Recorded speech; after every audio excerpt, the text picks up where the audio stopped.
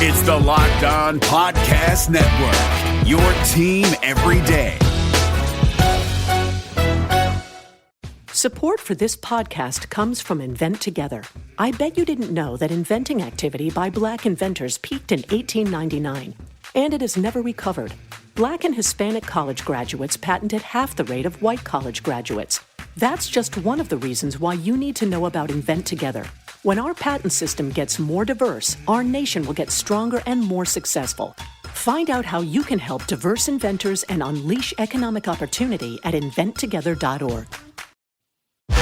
You are Locked On Zags, your daily podcast on the Gonzaga Bulldogs. Part of the Locked On Podcast Network, your team every day.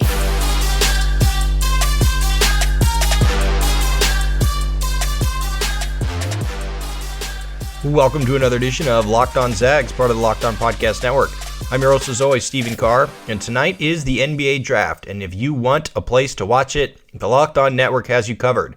NBA Draft GOAT Chad Ford, Locked On NBA Draft hosts Rafael Barlow, and John Corrales are going to be live tonight covering the NBA Draft.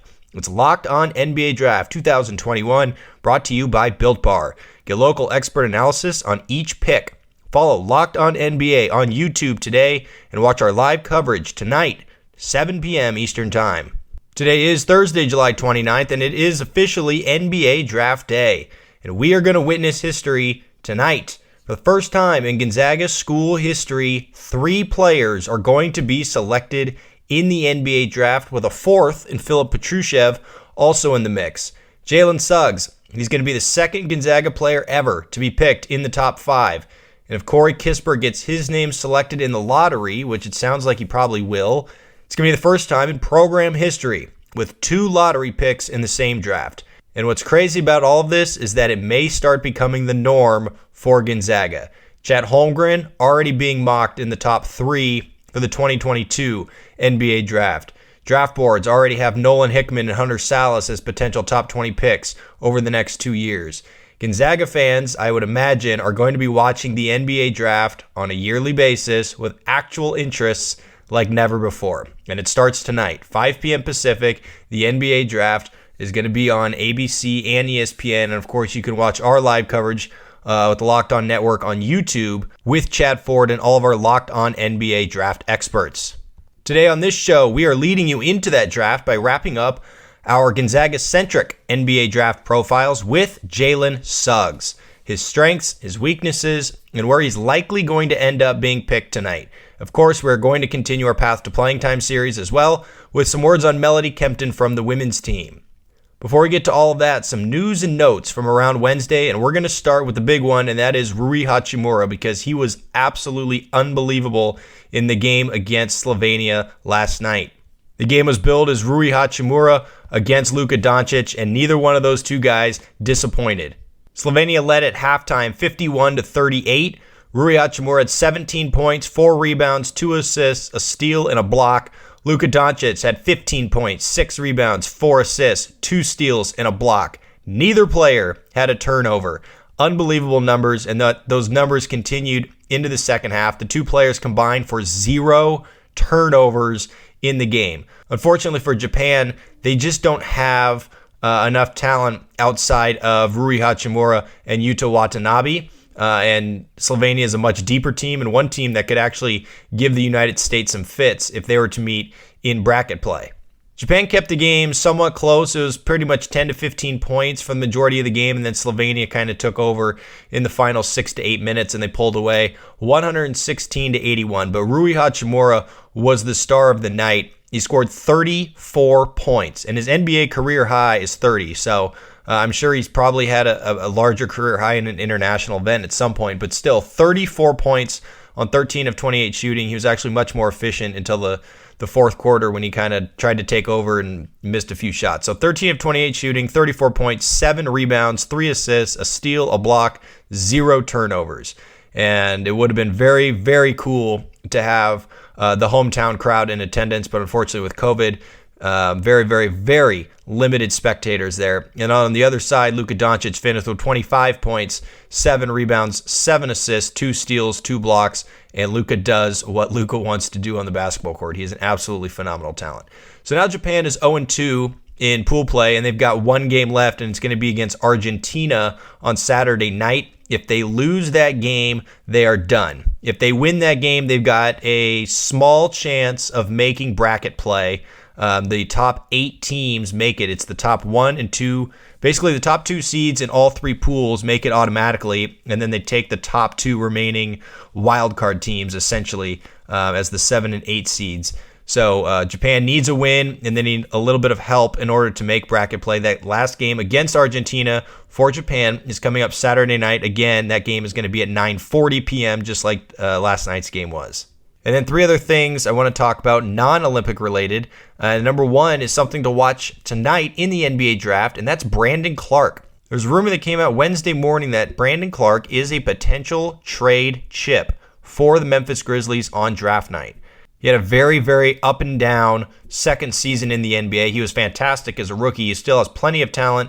He's still young enough to impact a team for a very long time. So it's going to be interesting to see if the Memphis Grizzlies do indeed go away from Brandon Clark in order to maybe upgrade at a different position. But Brandon Clark is still a very, very valuable NBA player, and he's going to be making some team very happy if he does leave Memphis.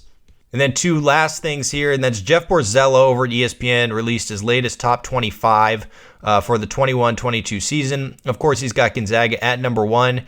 The interesting thing with him, and I believe John Rothstein has the same thing, but his projected starting lineup has Nolan Hickman, Andrew Nembhard, Hunter Salas, Chet Holmgren, and Drew Timme starting. So that's all 3 freshmen, Hickman, Salas, and Chet Holmgren in the starting 5, and I really, really doubt that all 3 of those guys are going to start. You might only get Chet Holmgren, to be honest with you. I think Hickman and Salas more than likely are going to come off the bench. So it's interesting that so many different experts have that as their starting lineup, because I think most people around the program think otherwise. But the other schools I wanted to mention here is UCLA. He's got UCLA in at number 3. Some of the other non-conference opponents for Gonzaga. He's got the Texas Longhorns, Gonzaga's first big opponent on November 13th at home in the McCarthy Athletic Center. The first big game with fans back in the kennel. He's got Texas in at number 5. He's got the Duke Blue Devils in at number 10. So that's 3 top 10 teams, according to Jeff Borzello, that Gonzaga will face in the first 3 weeks of the season. And then he's got Alabama, who Gonzaga will face in Seattle. He's got them in at number 15. And then rounding it out, he's got Texas Tech in his top 25, just barely in at number 24 after the return of Terrence Shannon Jr. to the Red Raiders. So that's 5 top 25 teams for Gonzaga, 4 of them in the top 15 and 3 of them in the top 10. It is going to be an absolutely grueling non-conference schedule for Gonzaga as long as all these non-conference teams actually live up to these high expectations. And then the last piece of news here is WCC related, and that's the Pepperdine Waves have signed Maxwell Lewis coming into their freshman class this season. Maxwell Lewis is a 4-star wing, and he's the 2nd highest rated recruit in school history. And he was actually a 2020 recruit, but he decided to opt out of college and prepare himself for the NBA draft. Turns out he wasn't ready for the NBA draft, and he's going to start college a year late.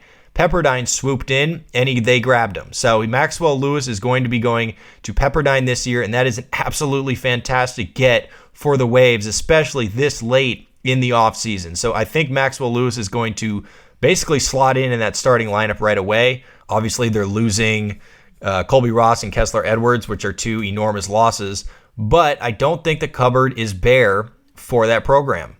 They brought in Bron Hartfield, who was a double-figure scorer and the leading scorer for San Diego a couple years ago. They brought in Keith Fisher, who was a double-figure scorer back at San Jose State a few years back. And then they've got a couple good returners in Jade Smith. They got Victor Obioha, Jan Zedek. And then I really like their 2 big freshmen here. That's Maxwell Lewis and Mike Mitchell. So I'm not sure exactly where Pepperdine is going to be this year. They're probably going to be in the bottom 4 or so. But I really do like the future pieces of the Pepperdine Waves, assuming that Lorenzo Romar can coach them up and kind of reach their maximum potential. Okay, that is going to do it for the news and notes. Coming up, we are talking about Jalen Suggs. One final breakdown of his NBA draft hopes. Is he a lock for the Toronto Raptors, Or is someone else going to trade up and grab him? We are going to discuss all of the possibilities here in just a minute. First, today's episode is being sponsored by Rock Auto. RockAuto.com is a family business serving auto parts customers online for 20 years. They have everything from engine control modules and brake parts to tail lamps, motor oil, and even new carpet. Whether it's for your classic or daily driver, get everything you need in a few easy clicks delivered directly to your door. The RockAuto.com catalog is unique and remarkably easy to navigate. Quickly see all the parts available for your vehicle and choose the brands, specifications, and prices you prefer. Chain stores have different price tiers for professional mechanics and do-it-yourselfers, but RockAuto.com's prices are the same for everybody and are reliably low. RockAuto.com is for everybody and does not require membership or account login. So go to RockAuto.com right now and see all the parts available for your car or truck. Write Locked On in their How Did You Hear About Us box so they know we sent you. Amazing selection, reliably low prices. All the parts your car will ever need. RockAuto.com. Jalen Suggs is going to be remembered by Gonzaga fans for many, many things in his 1 year in Spokane. His shot against UCLA, of course, but his competitiveness is up there, his unselfish nature, his highlight reel passes and dunks, and his overall just will to win. And now we're going to get to watch him thrive in the NBA. He's going to be one of the first 5 names selected tonight, and he's going to join Adam Morrison as the only top 5 picks in Gonzaga history. We all know his background at this point, but I'll kind of go through it quickly. He comes from an insanely talented athletic family. His cousin was Terrell Suggs, who played in the NFL. He's got another cousin named Eddie Jones, who played in the NBA. And then his dad, Larry Suggs, a high-level athlete, and he coached Jalen over at Minnehaha Academy in Minnesota. Jalen Suggs, of course, was named the Minnesota State Player of the Year in both football and in basketball. And it's been interesting to listen to Jalen talk to the media the last couple days because he talked about really the last 2 years, and more specifically the last 18 months. The only time in his entire life where he's got to focus on just basketball. He said basically he devoted 5 months to other stuff, and now he gets to focus 100% of his athletic energy to just basketball. So imagine where his ceiling is going to be able to go with just all of this dedication to this singular sport. And if there's one guy that I would bet on in this draft class to be a multi-time All-Star, it's going to be Jalen Suggs. Before he got to Gonzaga, he was McDonald's All-American. He won gold medals for the United States in both the U17 and U19 World Championships. He's been a winner basically his entire life, and he brought that winning nature to Gonzaga, and now he's going to bring it to the NBA. At Gonzaga, his numbers didn't necessarily jump off the page if you're just, from a statistical standpoint, if you're comparing them to other perimeter prospects who scored, closer to 20 points a night. But Jalen Suggs had 14.4 points, 5.3 rebounds, 4.5 assists, and 1.9 steals. But if you dig a little bit deeper, what he did in Spokane was historic. He is the only player in Mark Few's tenure, almost 25 years in Spokane, the only guy to average 14 points, 5 rebounds, 4 assists while shooting above 50% from the field in a season. Jalen Suggs, the only guy who's ever done that in Mark Few's tenure in Spokane. Nobody else has done it in a Gonzaga uniform. The only one that was close was Nigel Williams-Goss, but he shot 48%. Jalen Suggs does everything to help his team win basketball games. And so much so that he took a historic performance from Baylor to give Gonzaga their only loss of the season in that national championship. He's a second-team All-American, first-team All-WCC, and he was the most outstanding player in the WCC tournament after his clutch performance against BYU after hitting those couple late threes. When Gonzaga needed somebody to score the ball late in games, it was Jalen Suggs. So let's talk about his strengths because there are a lot of them. He's got fantastic size for a point guard and a lead creator at 6'4", 205 pounds. He's strong as hell, but he's also quick enough to drive by defenders. He's an explosive driver. He's got a fantastic first step, but he does it in a way where he maintains body control really, really well, and that allows him to finish at the rim in a variety of ways, and we saw that all season long with some of the crazy finishes he had. In the half court, I think he's the smartest ball screen decision maker in this draft. He understands angles, he can change pace really well, and he reads defenses probably better than anyone else in this class as well, something that his football background most certainly helped him with, but so did his time at Gonzaga, because Gonzaga runs such a ball screen heavy offense where they're essentially taught to read the tag defender and make decisions off of that. In terms of shooting, he's actually better off the dribble than he is as a catch and shoot guy, which is kind of the opposite from most players. His step back jumper is one of the better ones in the draft class. He might even be better in transition than he is in the half court. He is absolutely lethal when he gets into open space, but he's also fantastic at finding open teammates down the floor, as we saw many times in his one season in Spokane with all of his long range passing. One of the things he understands really, really well in transition is where his teammates are, and sometimes more importantly, he anticipates where they're going to be. At Gonzaga, he and Corey Kispert formed arguably the most deadly transition pair in America. And a lot of that was because of Jalen Suggs. He's just so damn good at flattening the defense, knowing that Corey Kispert was going to be trailing at the wing behind him, and he hit him for open threes. And he's going to be able to do that in the NBA really, really well, because he's going to have more elite shooters on the roster than just one guy that Gonzaga had in Corey Kispert. On the defensive end, his style of play, I think, is going to be really, really awesome in the NBA. He's extremely aggressive as an individual defender because he uses his physicality really well to get in guys, and then he uses his hands to get deflections and steals all the time. Just like on the offensive end, he's really, really good at anticipating plays. His basketball IQ is really just off the charts.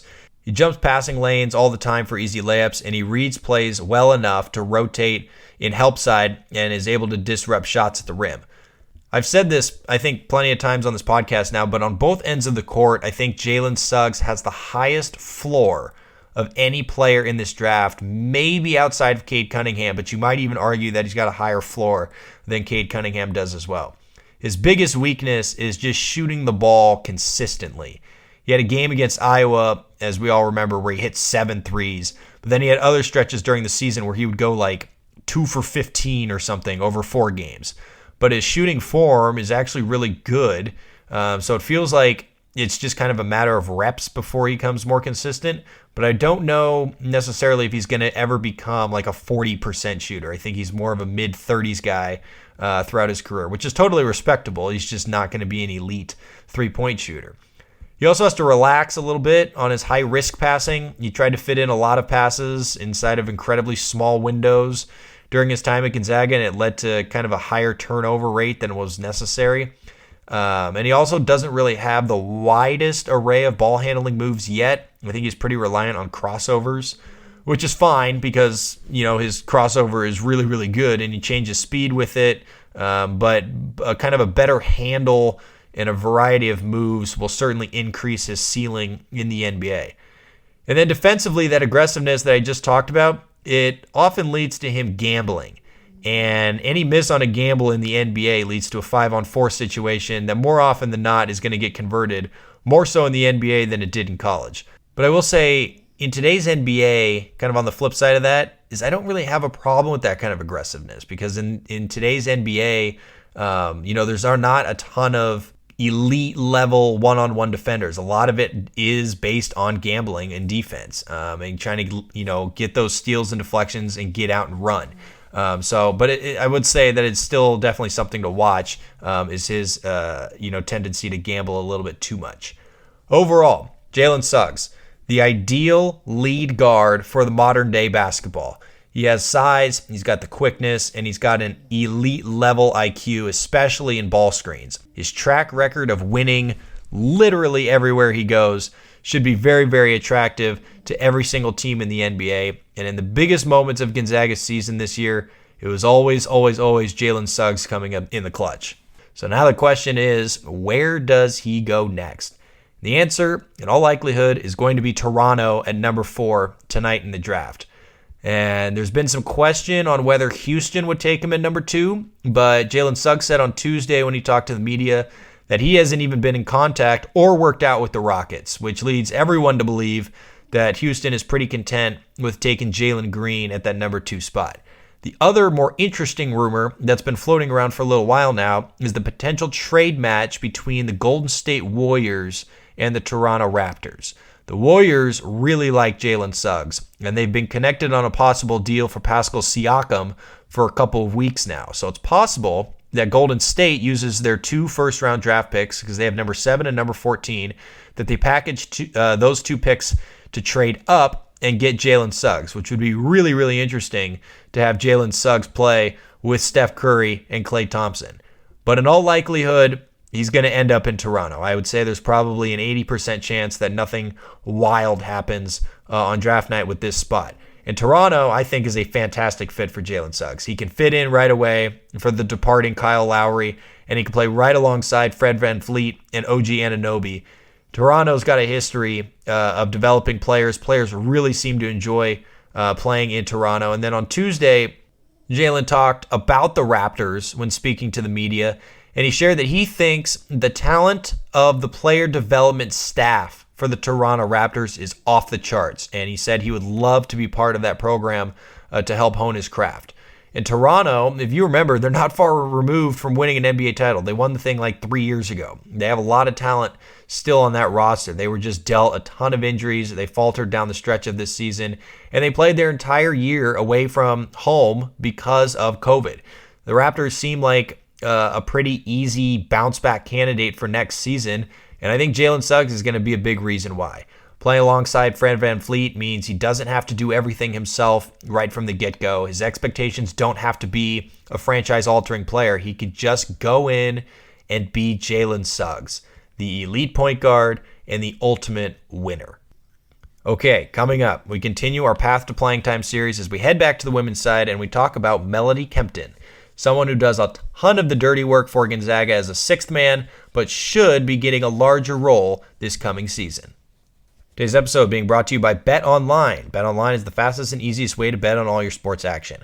Baseball season's in full swing and football season is right around the corner. Training camp is now underway, so it's the perfect time to get in on the fun. And you can track all the action at Bet Online. Get all the latest news, odds, and info for all your sporting needs, including Major League Baseball, the NBA, the NFL, and all of your UFC and MMA action. Before the next pitch, head over to Bet Online on your laptop or mobile device and check out all the great sporting news, sign-up bonuses, and contest information. Don't sit on the sidelines anymore. This is your chance to get into the game as teams prep for their runs to the playoffs. Head to the website or use your mobile device to sign up today and receive a 50% welcome bonus on your first deposit. That's Bet Online, your online sportsbook experts. Use promo code LOCKEDON. Okay, we're moving back to the women's side today, talking about our Path to Playing Time series, and let's talk about Melody Kempton. Melody Kempton has been a fantastic role player for Gonzaga her first 3 seasons on campus. She's been one of their leading offensive rebounders the last 2 years.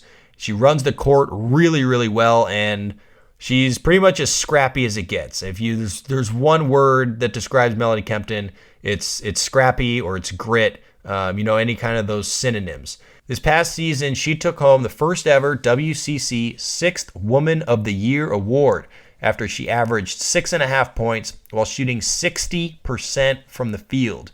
And now, coming into next season, the 2 players in front of her in the pecking order are gone. Jen and Leanne Worth, the 2 starting forwards, both graduated. Now Melody Kempton, it's her senior year, and she is going to be relied upon for that kind of senior leadership. So her path to playing time, become a double-figure scorer. The last 2 seasons, she's averaged right around 7 points a night in 20 minutes of action.